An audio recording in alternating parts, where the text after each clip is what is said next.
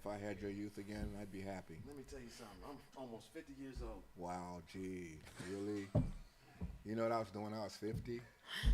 Everything. I was doing Old everything. man. I'm an old man. When I was 50, I was doing everything. Everything? Everything. Everything? Everything. Everything. All right. I held my own 50th birthday. You good? We're good. We like to have these little bloopers before we start. We ready? He's already on. Oh, this is more right. And we start this way almost. We almost do every time. This is Moray Robert B. Holman Jr. and Moray Sean Appleton and Moram Alkanmina. and this is Hebrews in Exile. Shalom, shalom, shalom, shalom. Shalom to everybody. Good, good, good. It's good to be here once again in this before these mics to talk about the absolute wonderness of our King, our Redeemer, our Rock. There is absolutely nothing that can compare to that absolute all-existent Spirit who has a name. Call him Yahweh, call him Yahuwah, Yahweh, you can call him, but he has a name. It's not God, and it's not Lord. Definitely ain't that. He has a name. How y'all feeling tonight? I'm well. I'm doing well. How about you, Maura? I'm doing well. Excellent. Doing well. Yes, Excellent, just excellent. Kinda seeing where we're going to go tonight, what's going to happen. That's before we what's take the off. inspiration. We have Wait a minute. How about you? We didn't ask you how you was doing. You asked about us. Come on now. Murray. I'm having a day that is filled with trial. Ah. Why do I think of a song? You know a song I was thinking about? That song, Swift Transition. What's that song? Time is filled with With transition, right. On earth that moves shall stand. I don't know why I thought of your that. hopes on things eternal. There you go. Hold to No, Yahweh's it's unchanging hand. No, man, I was just saying earlier, you know, I've been sailing along, singing my song. Everything's been cool, and I turned another year, and it seems like when I turned that other year, everything just now things want to happen that have never happened before. Right. You know, and so I'm going through this shifting of trial and trying to figure out where I'm at. I mean, from a health perspective, things are going like spiking, peaking, and I'm going, what in the world is this? Y'all said these were golden years. I don't think nothing golden about this. I mean, aches and pains, you call that golden? That ain't golden. You know. So yeah, but other than that, I'm good. The Most High is sustaining. The Most High is Yahweh Rapha, Yeah, the healer. yeah. You and I, before we introduce the Mora into this conversation that you and I have had Yep. week after week, has focused a lot on scriptorial content. Yep. We're now in a shift where our conversation is going to be, and that conversation was very eclectic. Adding the Mora to the conversation brings in a woman's perspective on thought and what have you, which opens up the palette to a wider range of color True. and thought. Yeah. She wants to focus on the family. Okay. And I'm going like, okay, where are we going with this? And so I have to almost let her lead. But with that being said, I want to come back to something that is which I don't want to miss talking about as we talk about the family.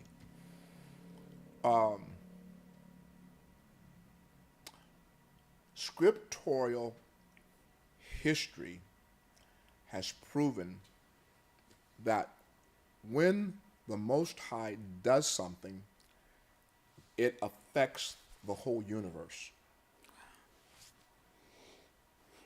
Wow, that's grand. Okay. It's amazing. It's beautiful. It affects the whole universe. We have amongst Hebrew people a motto that says, Hebrews look for signs. Okay? Everybody else looks for something different. I forget what it is, but we look for signs. The signs that we look for are the signs that are generated by the Most High that only his people can recognize. Sure. True. Very true. You have to be his people to recognize. One of the things historically that has happened with Hebrew Israel, pre-exile, post-exile, and current exile rather, is that the Most High does things, but he warns you before he does it. Okay. Okay? Now, the problem is understanding the warning. And only the Father's people can understand the warning because the Father's people understand the Father's voice. Okay. So when he's getting ready to do something, there's a voice that speaks that's not necessarily oral, where something is being said, but by an action that's getting ready to take place. Okay. We have gone through several Okay. several stages of things that have affected the whole universe. We went through polio. We went through measles. We went through chickenpox. We've gone through, and those are just the ones that I can remember. I'm sure there's a whole lot of other maladies that have happened. We've gone through COVID. Okay.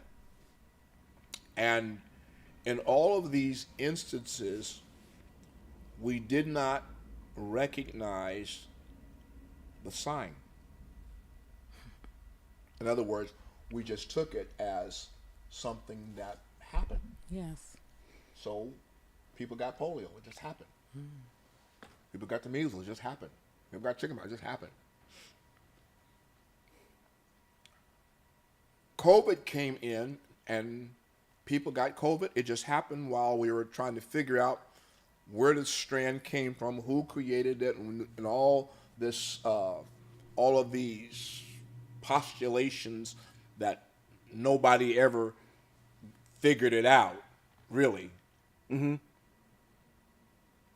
But it affected the whole universe, and it affected the whole population of humanity everywhere on this planet Earth.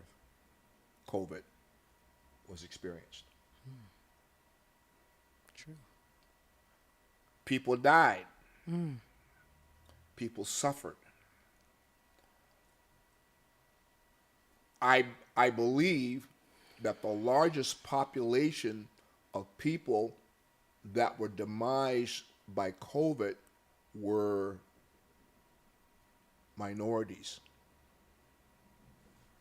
Although it took out other ethnic groups of people, I think the largest population of people that it affected the most were people of color in the world.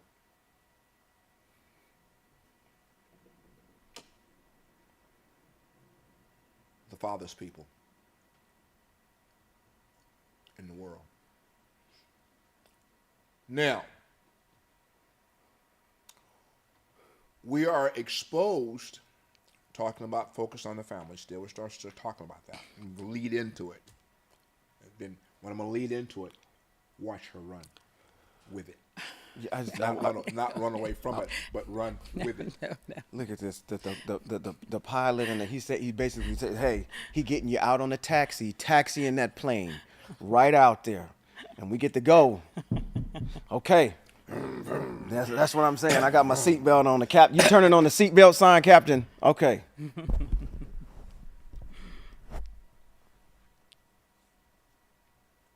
This nation that we have been exiled into has for a long time been one of the most powerful nations in the world. True. What do we know historically about powerful nations? They all fall at some point. Rise and fall. They rise and fall. Every single last one of them.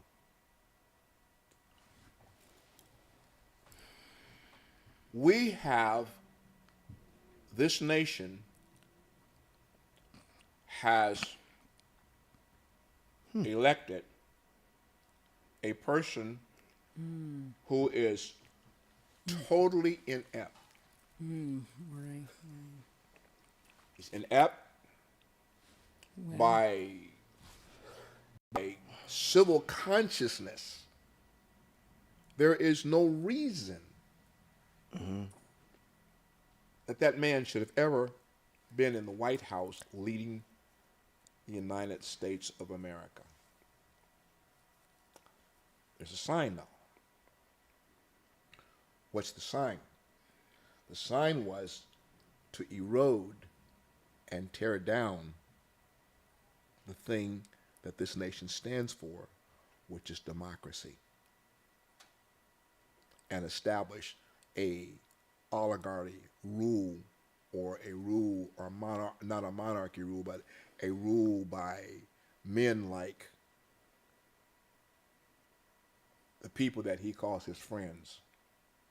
Okay. Who are, North Korea, Russia, because he wants to be like them. So you have to start tearing down, demising the thing that holds it together, the democracy of this nation. We didn't recognize,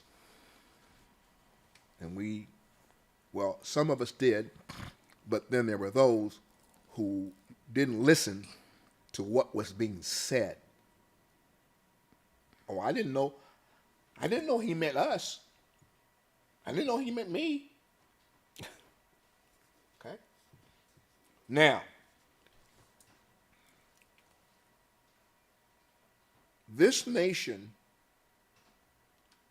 has been thrown into a war that it cannot stop. Okay.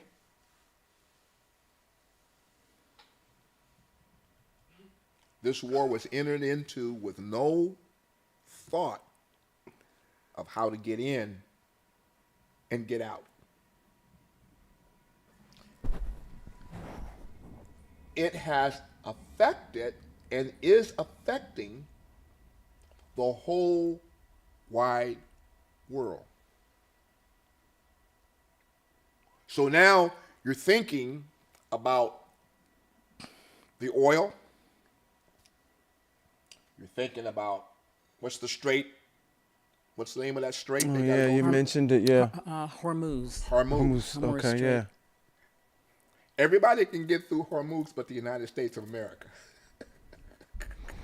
Pretty much, so to speak. What kind of effect, what's the trickle-down effect of what's happened that's going to affect the world and affect families by virtue of this inept, unthoughtful action that is taking place?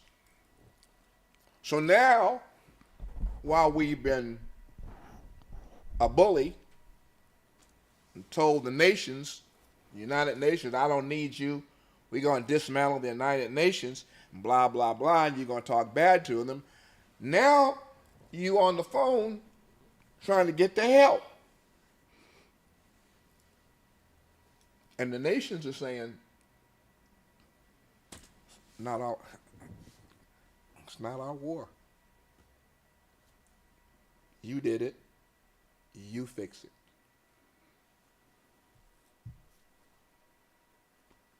Oh, but I have a friend. I have a friend over in Russia. The Kremlin. The Kremlin is sending warplanes and ammunition to Iran. So now we've got the United States in this. The issues, as I'm looking at it, the issues are closing in. You say, well, Moray, what has this got to do with families? It has a lot to do with families.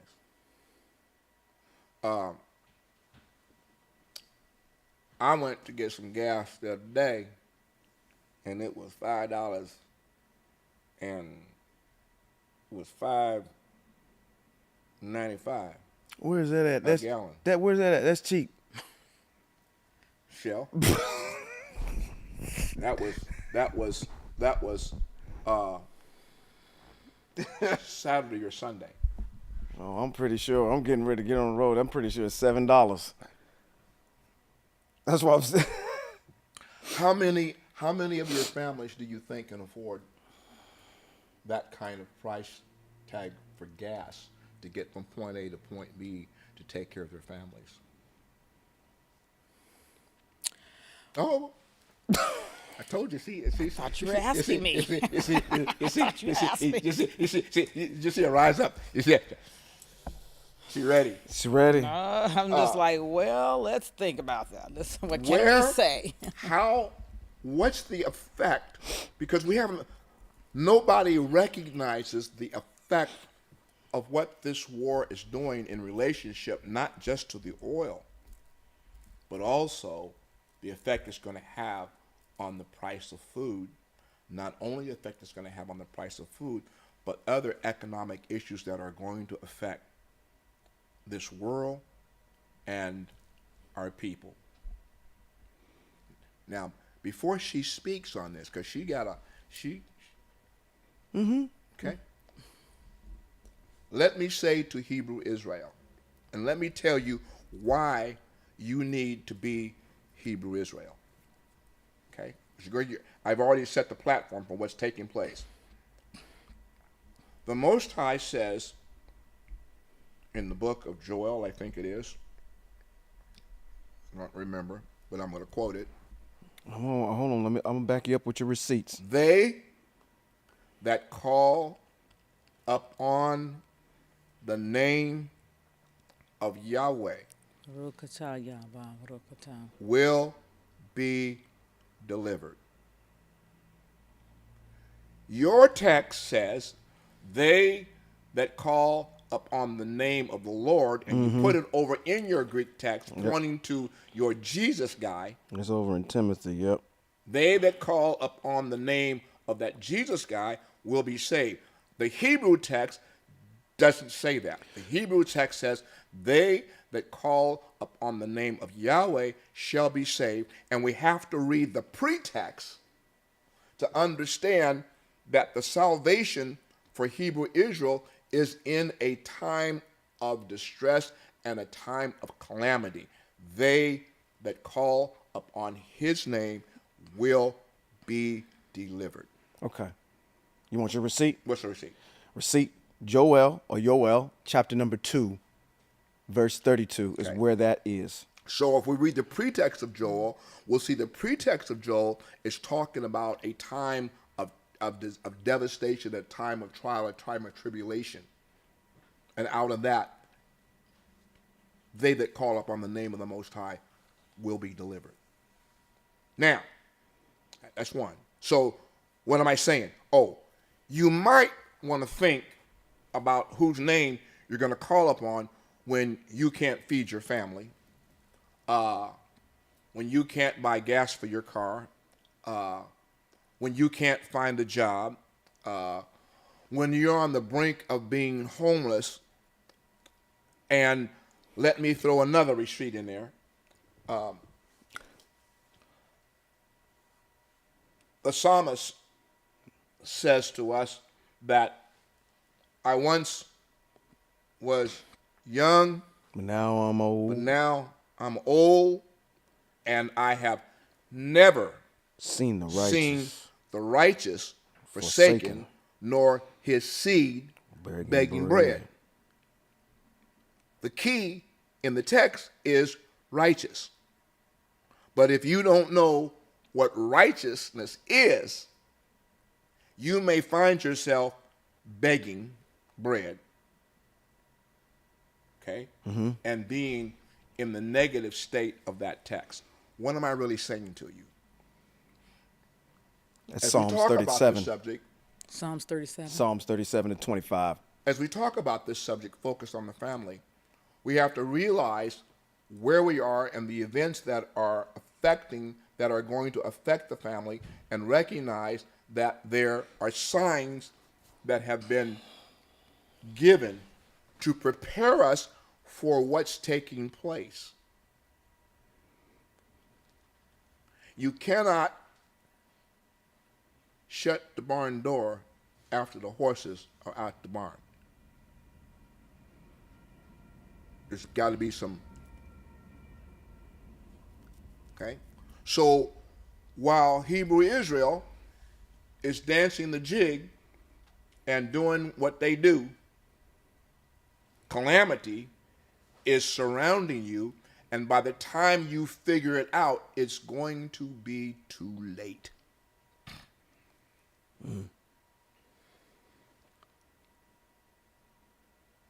Okay. You've been clear for takeoff. All right.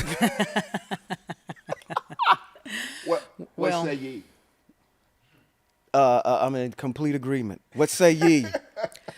Well, I think first of all that we are living in perilous times, and those times came upon us really quickly. We knew that there was escalation, momentum, knowledge being increased, and that type of thing. We knew and know that at the end of our captivity, the Most High communicated through the scriptures we have. That the Most High would visit us again. And if we return to the Most High, then the Most High would return to us. We know the Most High told us that in the land of our captivity, we would worship their gods.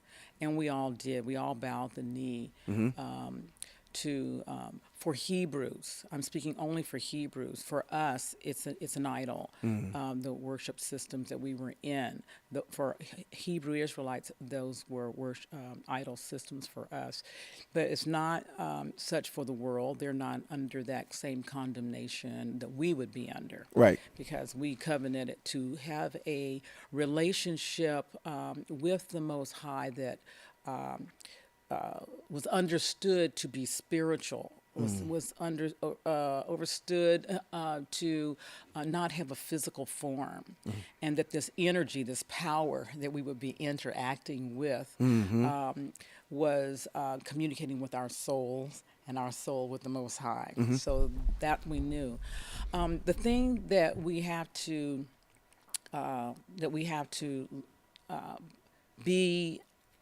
make a priority in this time is to one, be respectful. We have to go quiet because we're in perilous times. When you're in perilous times, you recognize that there's a danger, and we're in a situation where there is danger. We're in a situation where the whole world is being affected, and every thing around us is changing or has already changed, whether we know it or not. So the gas pump is an indicator. Food prices are an indicator. Things on the shelves in your supermarket or stores are indicators. Getting parts to your car or cannot get parts to your car are indicators. But the full weight of that has not hit yet. And so that's why we go quiet. We go quiet. We go into prayer. We have to go into ourselves because we're going to need to personally have the mental, emotional, physical fortitude to deal with the change also that we're going to see and experience that's happening so rapidly around us. Men who have families and their wives and their children, men who have girlfriends and, you know, their girlfriend and their kids or their parents and their brothers and sisters, all these people who are our family members or our friends that we now have to protect more so. How are you going to do that? What are you going to do? So a couple of weeks ago, I said, everybody, get your gardens together. Right. You did mention that, huh? So get your gardens together. Look at ways to economize. Buy your foods in bulk, your bulk rice, your bulk beans. Look at ways to preserve your food. Look at ways to reduce your clothing budgets, not purchasing clothes that are on fad, but purchasing clothes that are on practicality, because you're not going to be able to just go back and just keep replacing. So the Most High told us things like our clothes should be cotton, our clothes should be linen, our clothes should be wool, and be practical. Make sure you can interchange those outfits this way and that way, right? Make them stretch. These 3 shirts will go with these 5 skirts, right? Things like that. So this is the time that we're living in, and that we should be a sober-minded people. It's also a good time for us because it's a good time for us to have correction. It's a good time to reopen the communication with our family members. We've been estranged with this person or that person, or pride is the reason that we won't pick up the phone call, or it's pride that we won't say, I also am culpable in the breach of this friendship, this relationship that we have. For the children, that's why I mentioned to the parents, you know, stop yelling at the children, sit down and communicate in a thoughtful way your ideas. And yes, children, you are under command to obey, and you don't always have all of the facts, all of the reasons why to obey, but you are to obey. And that obedience is not a blind or detrimental obedience. If people are doing wickedly, no, you do not have to obey. If someone's doing wickedly, run for your life. Okay. But in common sense, you know, the organization, the structure of the household, there has to be continuity, and there has to be structure, and there is a hierarchy that will always exist, whether you know it, like it, or not. If you don't find it in your family, walk out the door, somebody else is going to have authority over you. So you might as well get the understanding that is a system that the Most High has put in place. So parents, that's why I'm saying to you, go take a moment to go within yourselves and be honest with yourselves, and take responsibility and do reflection of where you're getting it right and where you're not getting it right, and what you can do better. Because when the intensity occurs within the family, that's if we're not working on those things early, and we're not being honest with ourselves early and practicing and correcting ourselves, well, now there's more pressure. So now what are you going to do, right? So we have to realize that our behavior, first of all, from the top down, has to change. We have to bring a love in our families. We have to, and there is love, but that love needs to be better communicated through kindness, through patience, through self-sacrifice, through putting down the remote control, and make sure you get over there and change that baggy diaper that's on the baby walking around the room, right? get up and be more resourceful. To create environments where there's not so much clutter, we need to declutterize so that there's simplicity, because that allows the emotions to be more relaxed. It allows clarity in the environment where you can then think clearer. It reduces the amount of responsibilities or tasks that you're responsible for. Oh, I have to dust these, 5 pottery vases. I have to, fold up these, 200 pieces of clothing. You want to reduce. You want to get simple, but you want to be practical. So those types of things are we need to be looking at.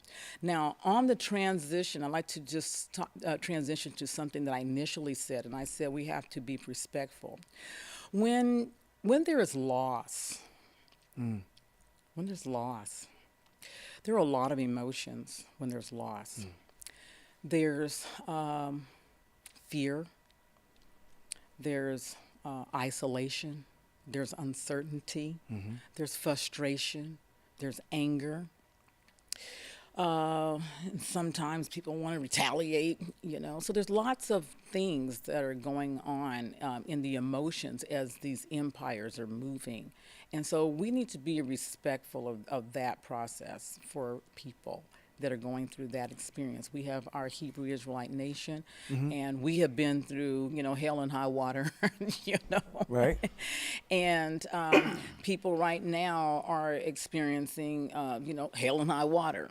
So the attitude is for us, and for, I would say, black people in general, is not to be a mocking people, but to be a wise people.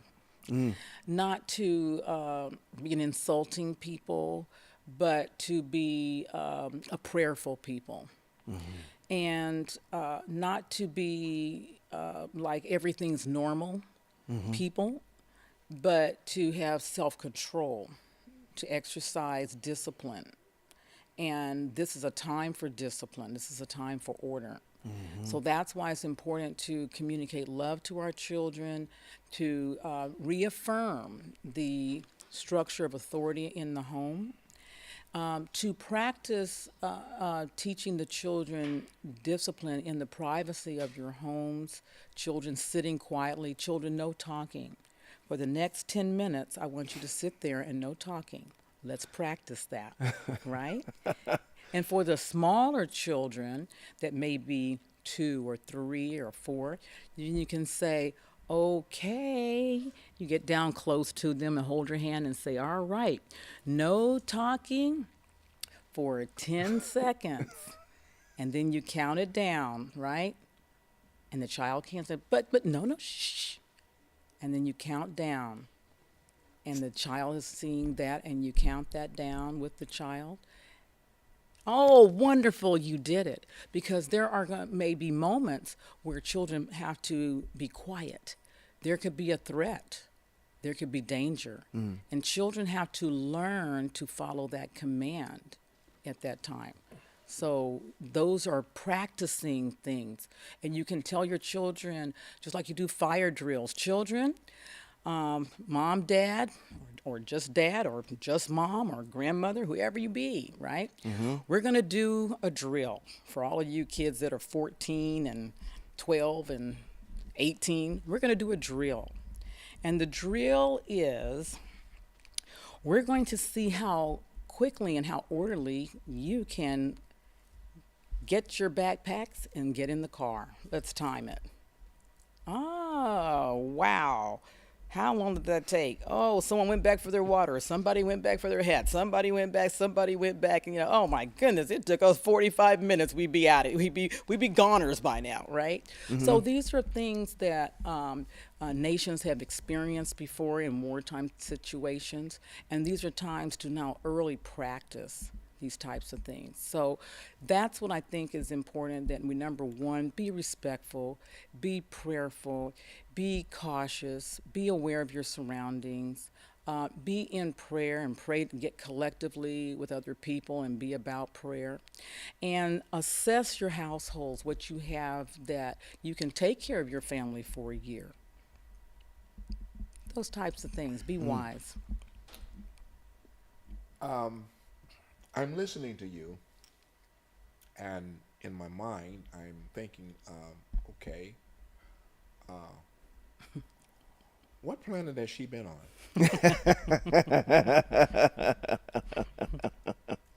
And the reason why I say that is because our culture today is lacking all of those virtues. And I say this in this context. Children Yes. are raising children with no sense of discipline. Right. And the reason why there's no sense of discipline is because we have, I'm going to use the vernacular, we have a lot of baby mamas.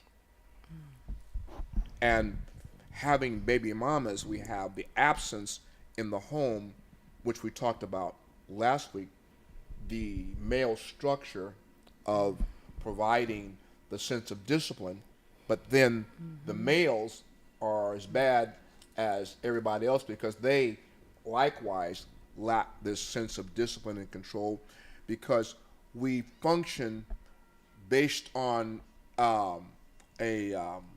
what's the word I'm trying to look for? We function on the basis of how we were raised. So we have this there's a word I'm trying to look for. It's not coming to me. Generational? We have this generational thing going on where this flow of continuity that sounds so wonderful that you're speaking, it's wonderful, but it's missing from our culture. So we look at our culture of people in a larger, and this is me talking, in a larger scale, don't have that. Now, I went to Africa, and I spent a week in Africa. And in Africa, we have babies taking care of babies. But those babies taking care of babies have discipline. They protect their sisters and their brothers. And in the midst of adults, they're quiet. I was in a whole congregation of Hebrew people in Africa, and the babies, they, from toddlers to whatever, came in, and they sat on the floor. You didn't even know they were there. With no jumping up, running around, like, and you're dragging it. There's none of that. I mean, none of that. I was in several congregations there where the children came in, and there was none of that. They had discipline. In America, our American families don't have that kind of structure. You know what happened, Brother Huh? Moray, Benjamin?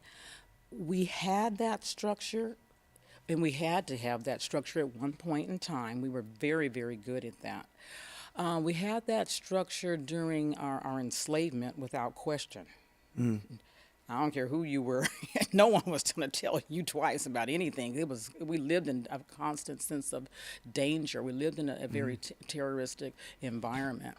It was very, very scary. It was very, very difficult, and it was real. And so when someone told you to do something, an adult told you to do something, even if a 14 or a 12-year-old told you to do something, you did it.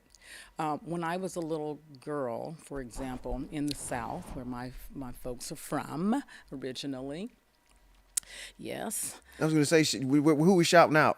Okay, we'll shout out Arkansas. Arkansas? We shouting out Arkansas. People in Arkansas. Yes. Texas, parts of Louisiana. Okay. All my peoples Down were south. in Okay. there. Yeah, basically, we kind of studied that process of how we got where we got, and part of our slave trade experience. We believe, Hebrews that went into the continent, and part of us were in Ghana. And as things happened, we wound up in the slave trade, and now we're here. Yeah. And our family members were taken to Jamaica and that area to break people. That was a breaking ground. And then from Jamaica, our family was brought to Georgia. And Georgia was a very large slave market in those times. And so our relative that we, in particular, with our patriarch, was sold in Georgia and was sent up, I forgot the river that goes from Georgia to Arkansas. There's a particular river. And that's where our family repatriated in that area, and next door Texas and also Louisiana. So that's how our family grew and dispersed. Now, when I was a young girl, there was still segregation. And I saw the signs, and I lived there during that period of time. I was asked to go over and, integrate, the white school, because my grandfather was a leader in our community. And so let's get his granddaughter and let's send her over there, Right. Can I bring my cousin? No, you must go alone. What? I'm like, I don't know about that alone part, But anyway, I remember that when our girls turned like 16, we no longer could call that cousin or that girl by her first name without her title. She was now Miss Karen or Miss Louisa at 16. Because now she had become a young lady, gone through her womanhood, and we as children would no longer address her in that manner. So naturally, I was waiting for my turn, when I would turn 16, and the world had changed. They had, that era disappeared very quickly. So that's the kind of shifts that we're in. So I remember children taking care of children, and we coming in and having our outside voice and our inside voices, and coming in, we see adults, we quiet down and would sit, and we were not sitting there in adult conversations.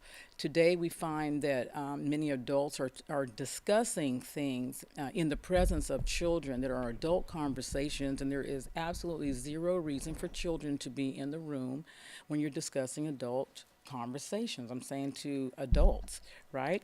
It's for children to exit. So that's why sometimes our families are having difficulties and having our children to obey, because we're bringing children that are 14 and 12 into an adult. They're in the room with an adult conversation, so they must be an adult too.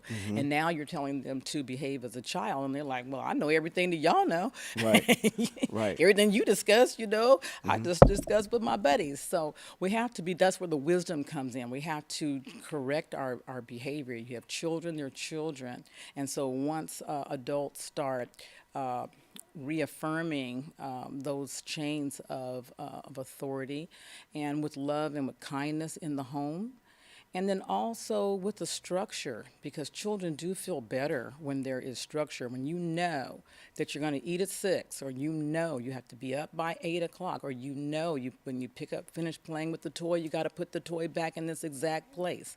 When you know that you sit at the table and you can't get up and down and up and down and up and down, but everyone's sitting at the table and there's a relaxed conversation that's going on. See, all that's changed. Yeah, but change is what we're talking about, is put it back.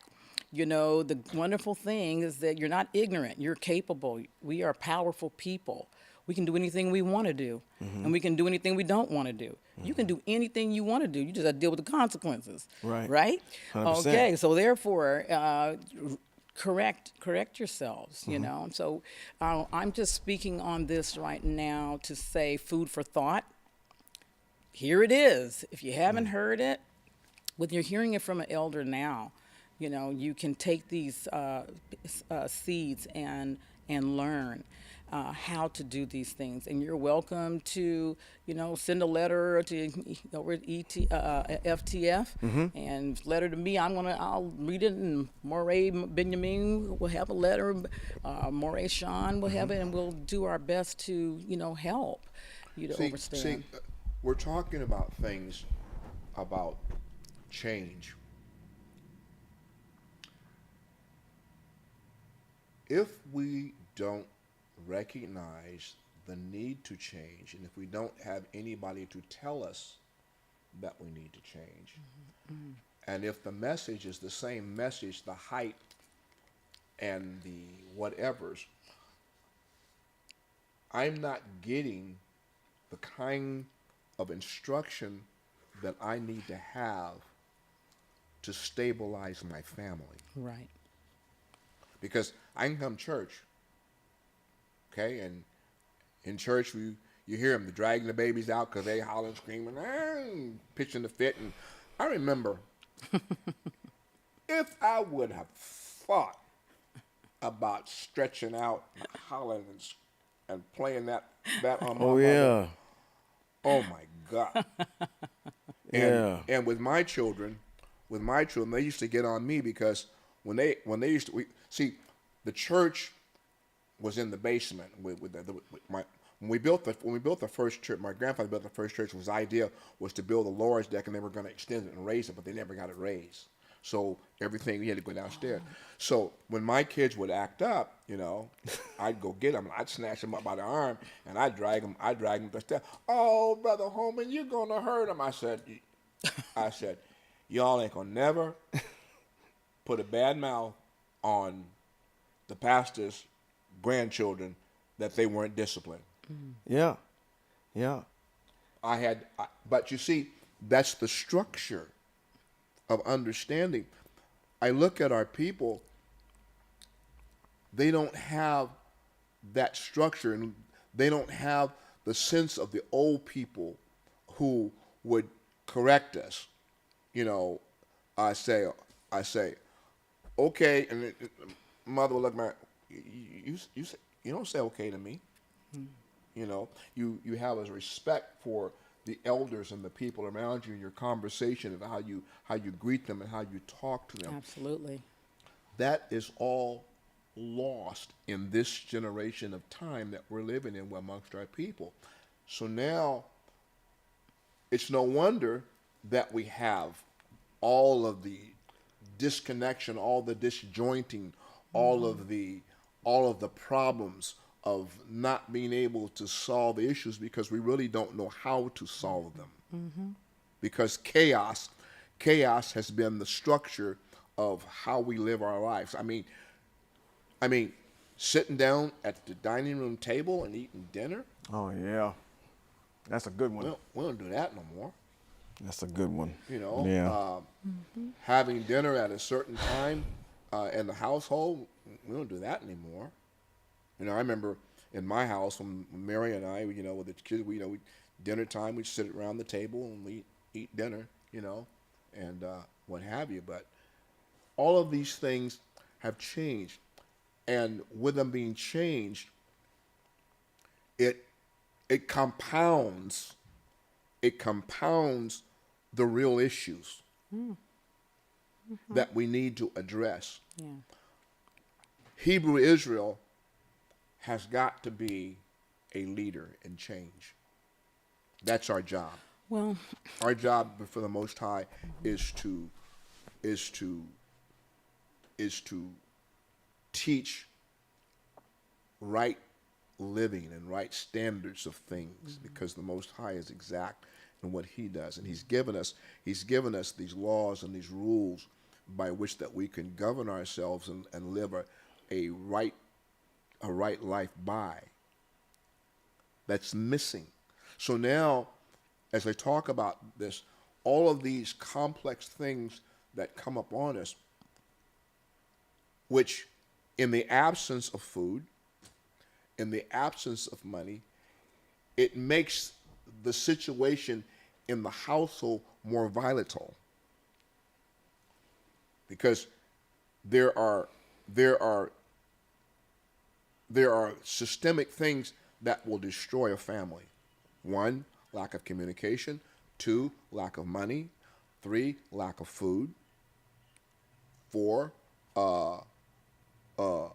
politics and religion. So we got five enemies that can destroy a family. And all of these five are like destructors, waiting to make their interest, or waiting to have their seat in the conversation.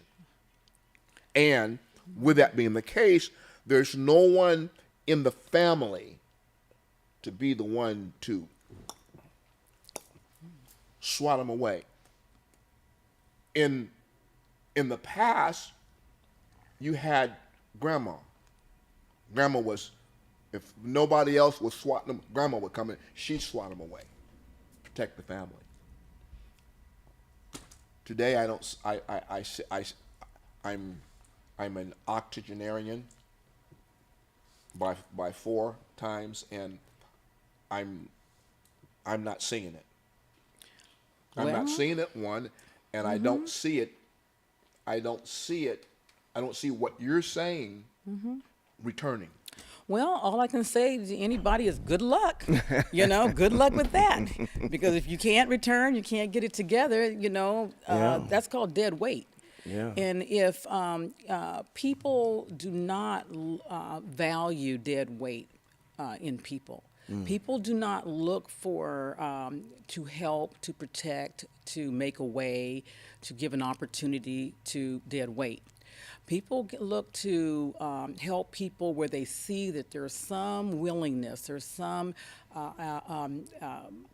logic to help a person and to help people. So if we don't want to do it, knock yourself out, help yourself. Training starts in the home. Well, you're going to do it or you're not. You're going to get it or you're not. Yeah. So I'm just mentioning things out there to say, to people to say, get a consciousness about it. If you don't have a consciousness about it, you know what you're doing in your homes. I'm just talking to you and giving some insight or some standards to grab a hold to if you haven't had those standards to hold on to. It's a starting place. There's more, support that you may need, that's fine. Then, find a place that you can come to and get that support where there's a willingness. But the fact of the matter is, no, I'm not going to carry the dead weight. I don't know who's looking for that, but that's not my interest. Right. I'm willing to get in there and roll up my sleeves and help people, and I'm willing to make a personal sacrifice. I think all of that's required when you're helping people to find their steady. But if someone says that they're a goner, well, I'm gonna believe them. You're a goner. Well, I believe you're a goner. You know better than I do. So next, who's willing? Let me help you, because we're moving fast now. Right. We're moving fast. So Right. I help who I can help. It's a funny thing that you mentioned that. I've listened to you eloquently speak over here this whole entire time, and you've hit so many beautiful points. But to that, what comes to mind is my wife owns a swimming business. And one of the things I think she teaches in that is when someone is drowning. Now, our Moray knows how to swim very, very well. Don't tell him don't let him tell you that he don't. There's a story behind that. But Another day we'll get that one. all right. I drink water. I have an I idea. bathe with water. I cook with water. I wash with water. I do not get into anything that is above my head. I was just going to say above your ankles, the way you was talking about that's it. pretty much true too. Back to the issue of the dead weight. It's the issue of when you're going out there swimming and someone's out there drowning. If you're not, don't relax, she'll let you drown. Because what you're not going to do is you're not going to take me down with you.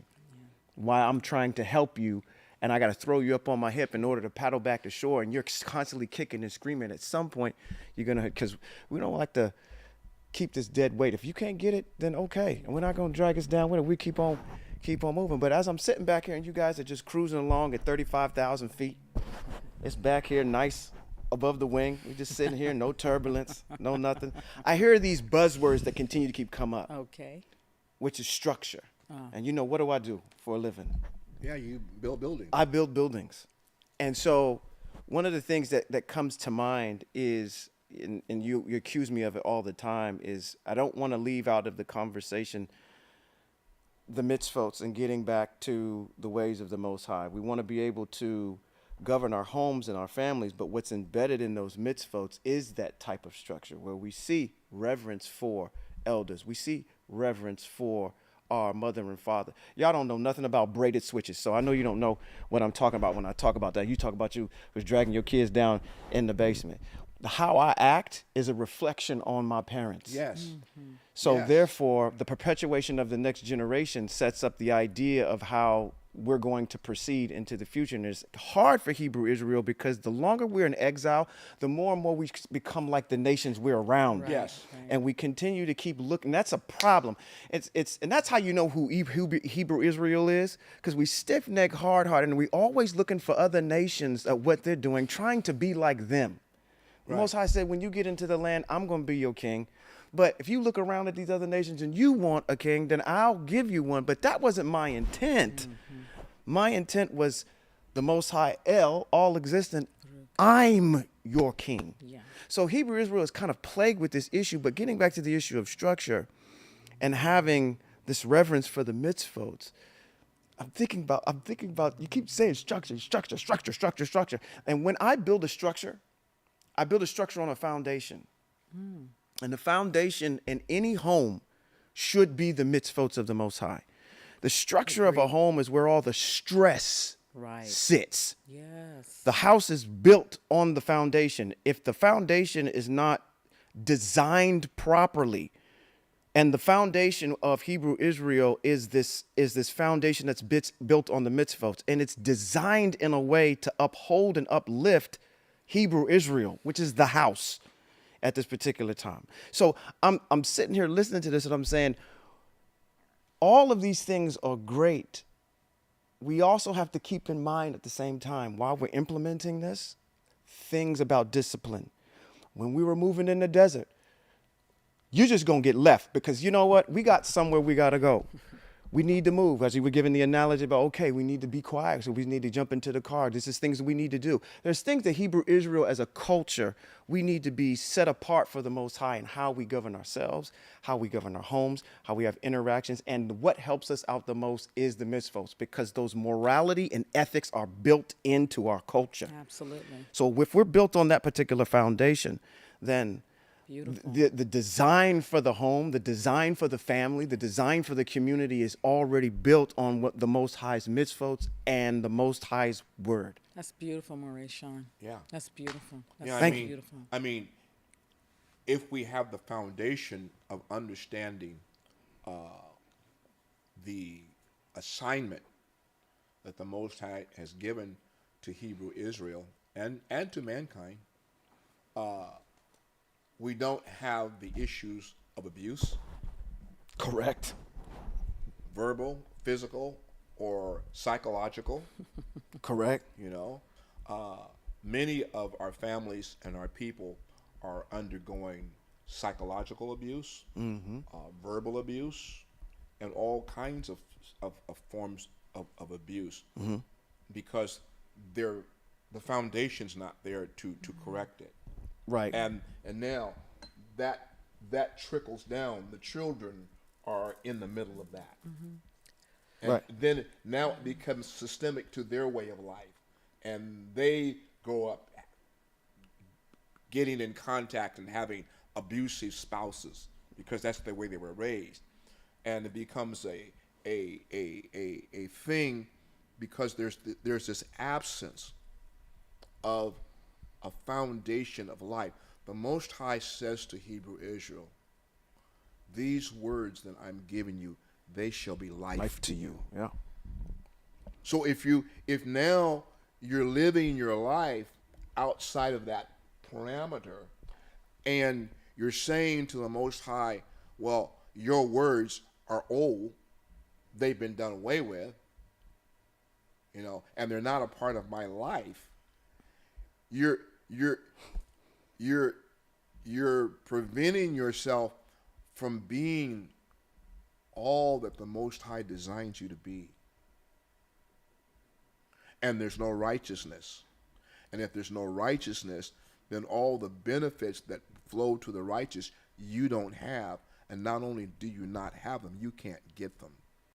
Right. 100%. You can't even get them.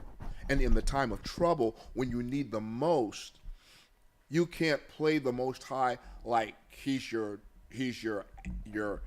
aspirin tablet to take away the initial pain, and then once the pain is gone away, you revert back to what it was. You can't play him that way. Well, I mean, it speaks to what's happening right now when we talk about foundation.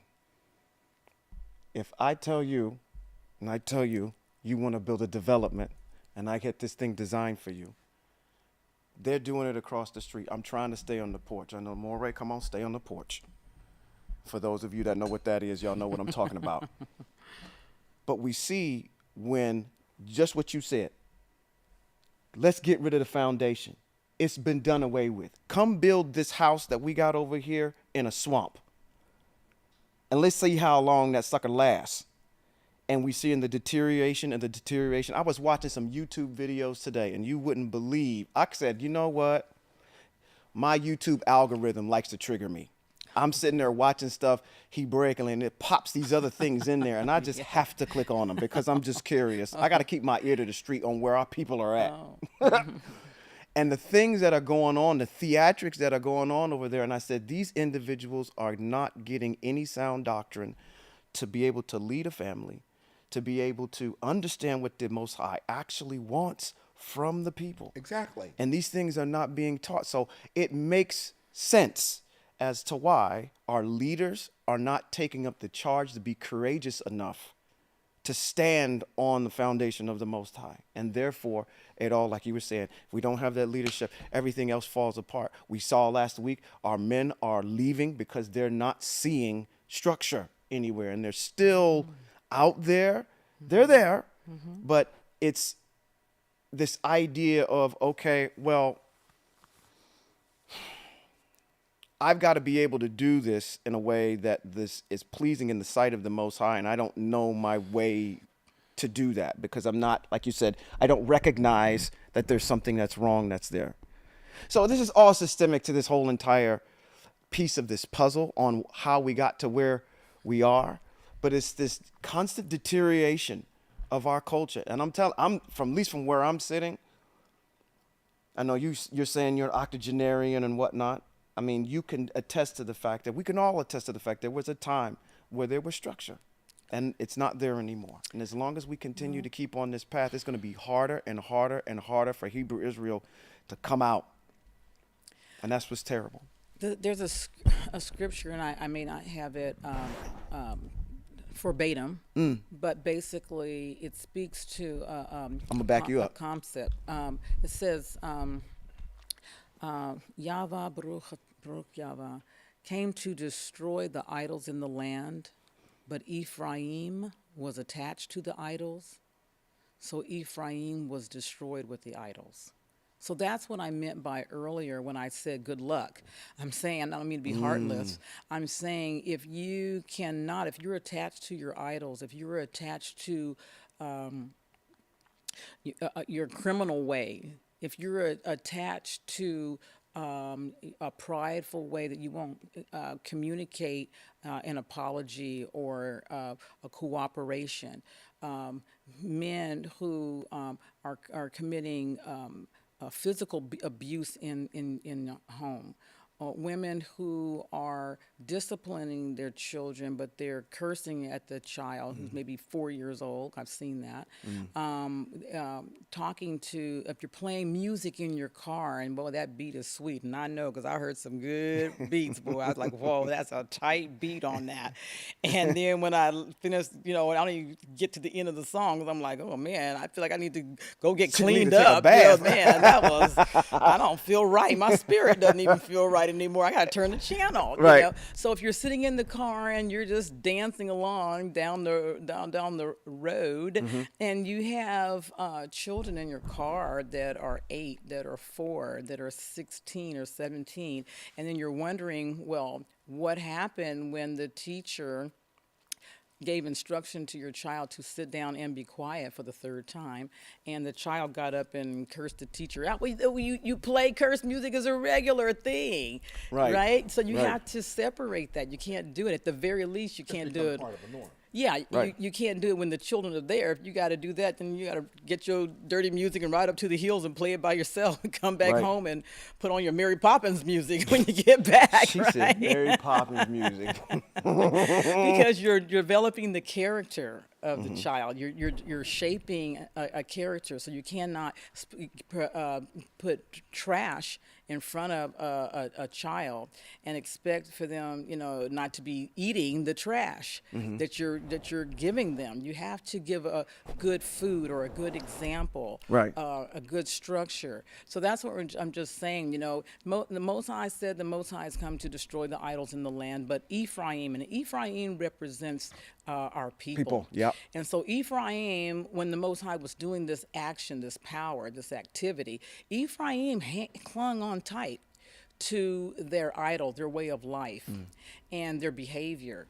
And Most High is unacceptable. It's not something that we're able to have in the nation, so it's no value to our nation. Right. So that's why I was saying good luck, or you're dead weight.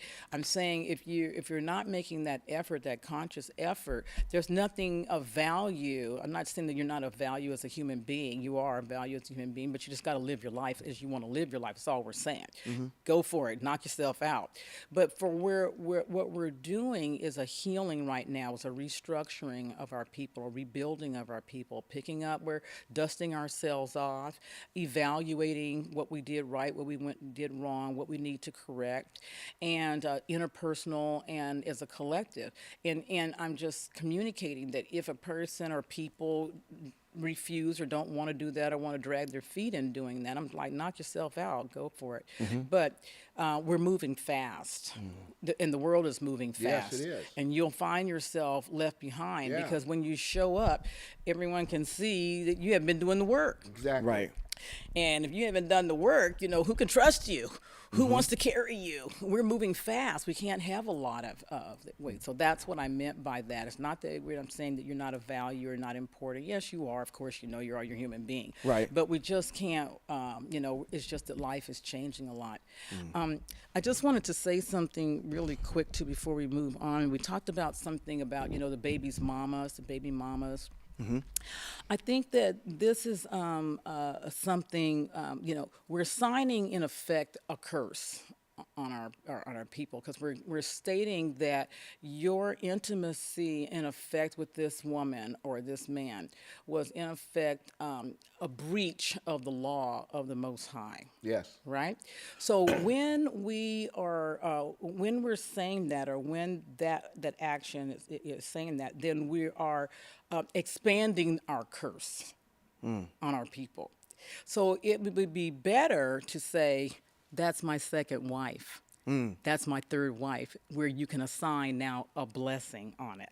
So this is the logic that we're going to have to work with, because the Torah says that when the man entered the woman, then that she became his wife. Now Yes. you got to determine, are you want to bless your children? Who's your third or your second woman that you're with? Or you're gonna say, it was just that? I'm saying don't say it like that. Approach the Most High and say, Most High, that's my second wife, that's my third wife. And no, you're not gonna have all your legal forms, but you have your spirit, you have your dignity, and you want to put dignity on that which you are making, what you're appropriating.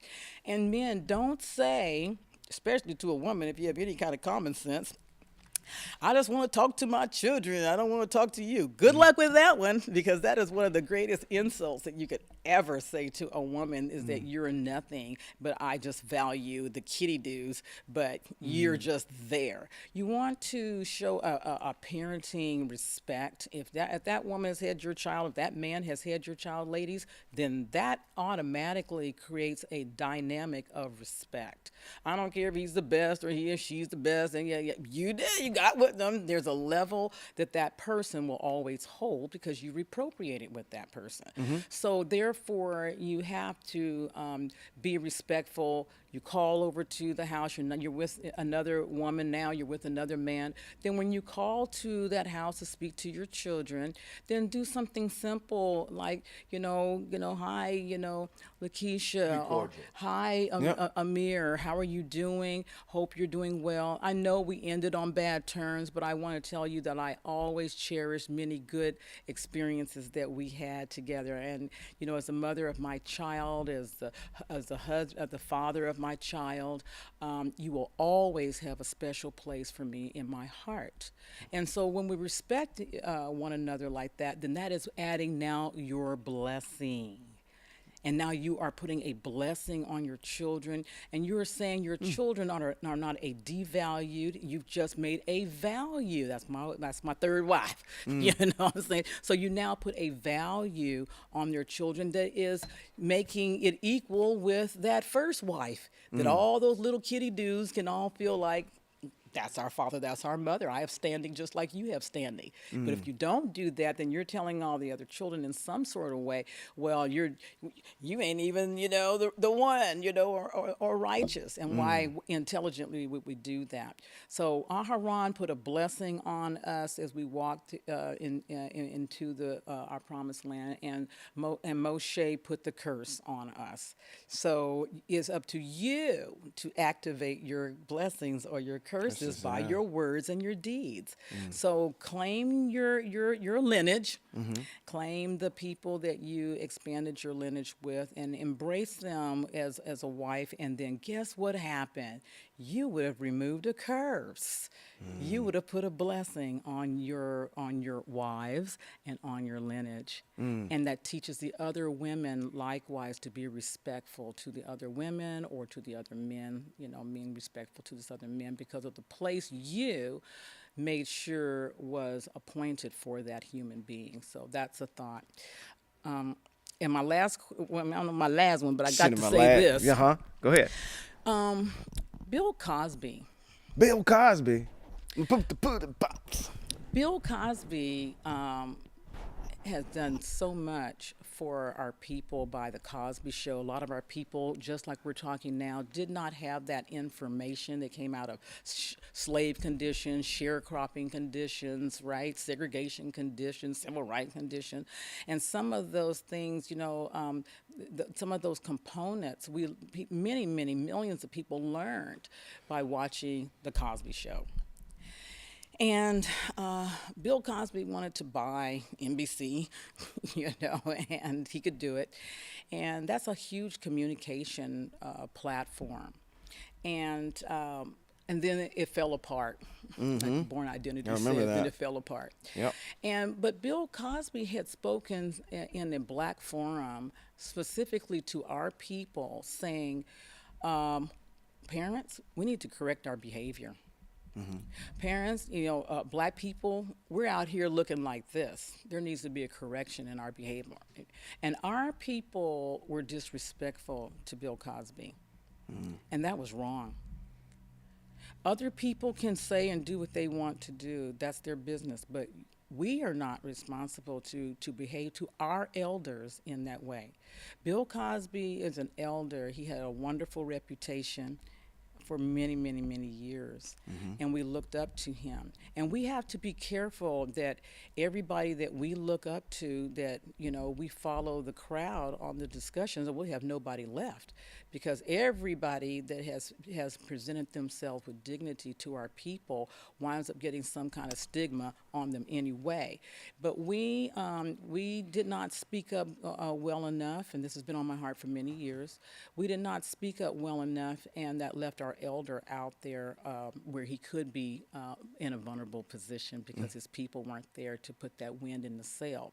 So I believe also as a people, and I will say this, to Bill Cosby and to Camille, bless you. We're so grateful for the monies the philanthropy that you've done to our people, for the compassion that you had for our people. And we did not do a good job in respecting you as a collective and standing for you. And that is our shame and to our detriment. So I apologize to Camille Cosby and to Bill Cosby. Thank you for your love and your leadership, your compassion, and everything that you've done for our people. We needed you, and we still need you. And you can be quiet and go away into the, to a quiet setting, but I will let you know that your people love you, and we respect you, and we always will. And that's something that is needed to be said, because it goes to say that we have to respect our elders. Other people may not respect our elders, but we need to respect our elders. Mm-hmm. Just the way it is. We got a mitzvah for that. Oh, yeah. I mean, we do it every week, a form of it. It's kind of an outward expression on how we at least we stand, and we give reverence for those who've come before us that have with the gray hair, because we understand that they have wisdom, Right. and wisdom is very powerful. Moray. We need to Thank you. establish somehow a form to have these kind of conversations openly, Yes, that's a good idea. so that people can ask questions and get direction, because Absolutely. they're Wonderful not idea. they're not getting it on Sunday. Wonderful idea. Any day. They're right? not Like a- getting it on Wednesday. Like a Hebrew town hall. Yes, Yeah, yes. you know, That'd be and, fun and great. and It's a blessing. Turn into a mega chat and chew. let people have an opportunity to express themselves where they are, and get some answers in terms of how to go about making that change. Right. We need to help. What because I'm sure there's going to be people listening. How do I make this? How do I do this? Right. In the midst of what I'm confronted with, how do I do this? Oh, blessings, Moray Benjamin, you're on it. How do I go about getting to where you're talking about? Right. You know, Yeah, and we want to help. What are the initial steps that I need to take? We don't profess to be psychologists and whatever other professional term there is that deals with the human psyche and what have you, but this we do know, that the ways of the Most High work. Right. Yeah, that's Right. true. We know Right. that they work. Uh-huh. Yeah. We know that the Most High has given to His people a way of Hallelujah. life. Yes. These words I'm giving you, they shall be life to you. They're not to hurt you. Right. They're to bring light to the inner person. They're to speak wealth and strength to you as I have created the eternal people. I'm giving you something that's special. It's only written to and for you. Other people can benefit from it, but it's to you and it's for you. So why don't you just come on back to me and let me help you to make the change? Why not come back to some people that are concerned about you and your welfare? Not concerned about your money, concerned about you and your welfare, and your children's welfare, and your great grandchildren's welfare and families. But why not come to a group of people who have the Most High structure to give insight, to put you in a place where you don't have to walk in a state of faith that I believe. You can get to a point where you know, I know that the Most High hears me. I know that in my situation, the Most High is going to help me, because I'm making the efforts to turn back, understand the Most High and His way of life, which triggers me back to this place in Joel that says, "They that Call upon the name That's the Most High. of of Yahweh Yahweh. Hallelujah. shall be Yeah. delivered in the time of trouble." Hallelujah. And Moray Benjamin and Moray Sean, hear in my mind a voice of someone out there that is saying, well, look at you guys, or look at you, Malcolm, you just sitting there, you don't know what I've been through. You don't know. And I'm like, wow, you are absolutely correct. And guess what? You don't know what I've been through. But at the end of the day, at some point we have to make a choice.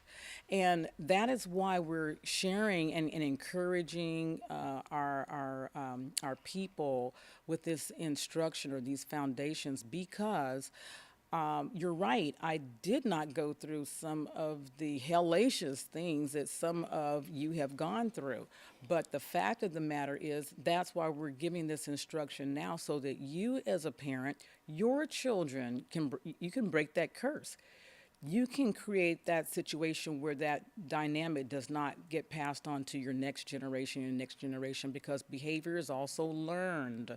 And so when you, as an adult, deal with your pain, deal with your hurt, and not transfer your hurt into your household, whether that's women speaking to your husband in a certain way that's devaluating, or men speaking to your wives in a certain way, or girlfriends and all the rest, okay, in a certain way that's demeaning.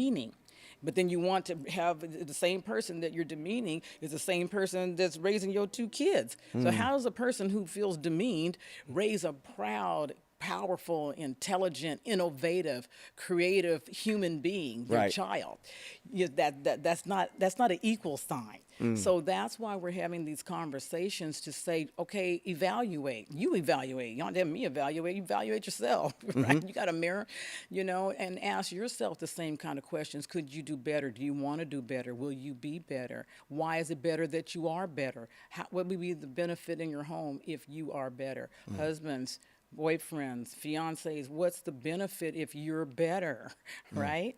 So when you men, when you're shoring up your woman, then she's gonna feel free. She's gonna feel relaxed, and she has more patience with the children. And when you're communicating in a loving way, darling, I sure would be nice if we can, you and I have a conversation, and let's see what kind of structure we want to bring into our home. Well, we know Uncle Bob does this, and we know, Sister so-and-so does that. Maybe we can take a little bit of something from them and something from that, and then we'll build our own thing that works for us. That's what we're saying. Do that.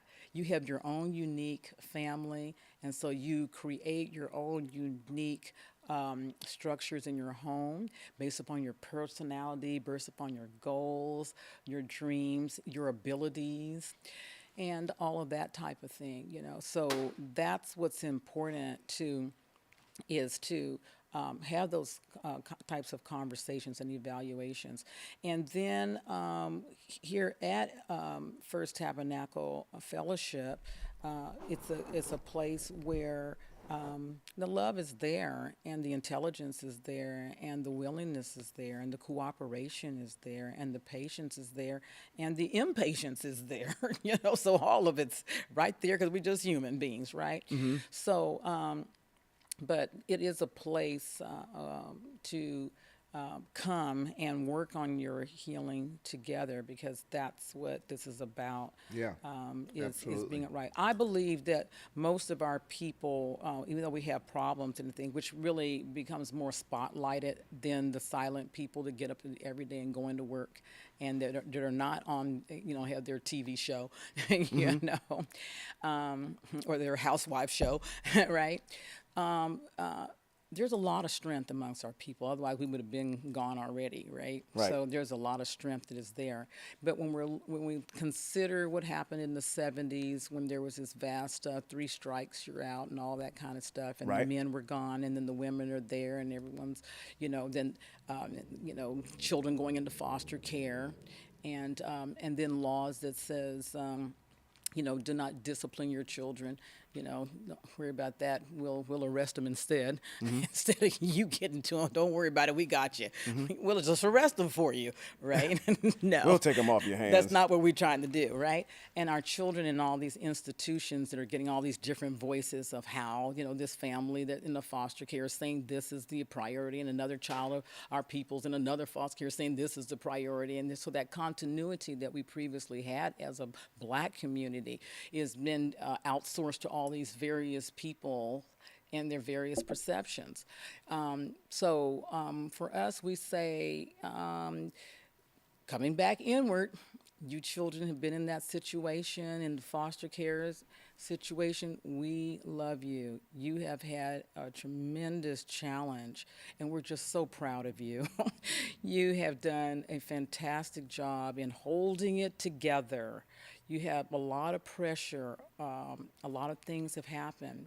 And we as a people were not strong enough collectively to save you and to intervene. We were not structured well enough to intervene. And we took a lot of our children, don't get me wrong. A lot of our kids, aunts and uncles and other people, yeah, we stepped in and got our kids.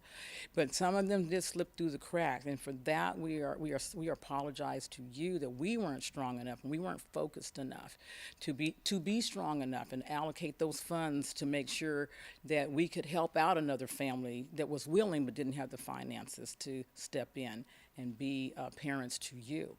At the end of the day, collectively, that's one of our responsibilities that we as a collective will have to do. So I just want to not leave anybody today feeling like the situation's overwhelming, that, or they've fallen too far, or, the up is too great, the hill is too high. No, it's not. No, it's not. You're okay. You've done a wonderful job. We love you. We have compassion on you. We understand. We're proud of you. And just want to tell you to keep on moving forward and just, come to your people. We're here for you and we love you. So Keep on keeping on. Beautiful. Beautiful. Thank you. In the midst of everything that our people in this exile have gone through, and we've gone through some turbulent times, and there are still some turbulent times ahead, you have to ask yourself a question. The words of Maya Angelou as we close the podcast tonight. And yet we stand. hallelujah. Baruch Yahweh. Hallelujah. Why do we stand? We stand because in the midst of it all, we belong to the Most High, who said he created the eternal people. And while it is that you may not recognize your way of life as being Hebraic, you're part of the family. And the Most High in his grace, his mercy, his long-suffering, and his compassion has spared you.